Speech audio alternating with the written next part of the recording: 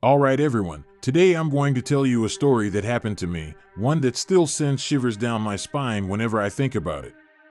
It was the summer of 2020, and my best friend Kendall and I decided to go on a spontaneous trip to Moab, Utah. You know what? Moab had just reopened after the pandemic lockdown, and we just felt like, oh my god, we can finally get out and breathe. We tagged along last minute on Kendall's family's graduation trip. They were going skydiving, and we heard about it and got super excited, deciding to join. The plan was this: we'd drive there ourselves, sleep on the couch at their family's Airbnb the first night, go skydiving with them the next morning, and then... Here's the key part. We booked a small cabin for ourselves at a campground just outside of town, planning to stay there for the last night, just the two of us, to experience a real independent adventure. We were so excited back then. After all, it was our first time traveling completely on our own as adults. The first part of the trip went smoothly. After arriving, we spent a fun first night with Kendall's family. Early the next morning, we went skydiving, and the feeling, wow! It was amazing. The massive adrenaline rush from skydiving made us both completely high. Afterwards, Kendall and I decided to hike and explore a watering hole. We actually went cliff jumping there, jumping off a small cliff. By the afternoon, we were both completely exhausted, our bodies aching from all the activities, and the adrenaline had crashed from its peak, leaving us feeling totally drained. We checked into the campground without issue. It was about 10 miles outside of town. There was a general store at the entrance with some rather unfriendly older cashiers who checked us in, but we didn't think much of it at the time. The campground was divided into different sections for tents, RVs, and the kind of small cabins we stayed in. When I say small cabins, I mean they were really tiny, just enough room for 2 twin beds and a chair, basically no other space.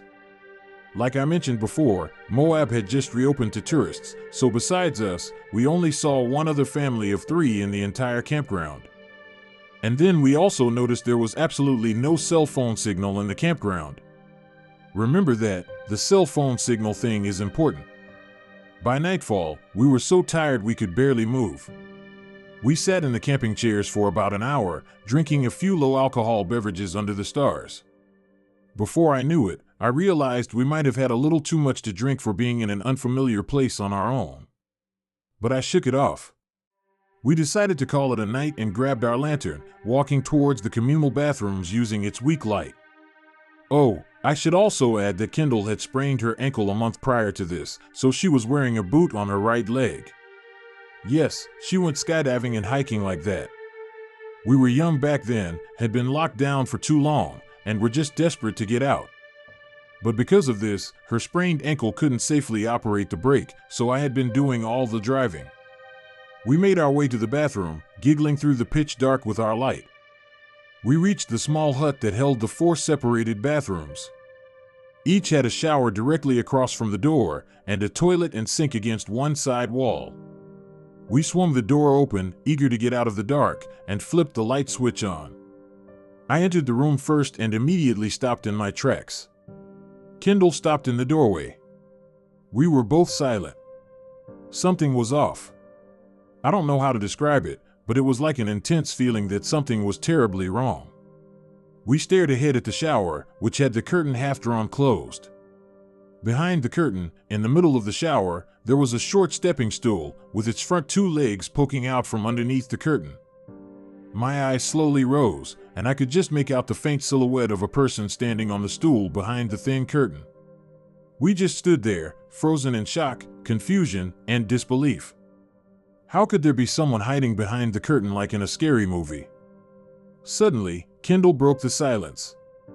"What's that?" I looked to my right, where the sink was. An iPhone was propped up on the sink, with the screen facing us. The camera was out and recording. In that instant, I felt like I'd been shocked by something and snapped wide awake. I yelled, "Nope," and we both turned around, practically scrambling and running back to our cabin. We locked the door and tried to figure out what we had just walked into. We couldn't call anyone because we had no signal, and this was our first time staying somewhere new completely on our own. I had been drinking a bit and didn't feel confident risking driving back to the highway on those rocky, sharp-turning roads. We tried to calm ourselves down, trying to talk ourselves out of what we had just seen, convincing ourselves it might have been a mistake. We turned off the lights because I couldn't shake the image of someone possibly looking through that small window on our cabin door. We were completely alone in this campground, physically exhausted from skydiving and hiking. I know it sounds dumb, but in that state of confusion and exhaustion at the time, we actually decided to go to sleep and leave first thing in the morning. We pushed our beds together and just lay there in the dark and silence. I started to think, did the campground staff know it was almost empty, so they were the ones in the bathroom? Or did we really just see things wrong? About 10 minutes into lying there, Kendall suddenly said, "You know what's even weirder?" I froze, waiting for her to say something that would add to this horrible situation. She told me that earlier, when she went to take a shower, she looked up and saw a blinking blue light in the vent above the shower.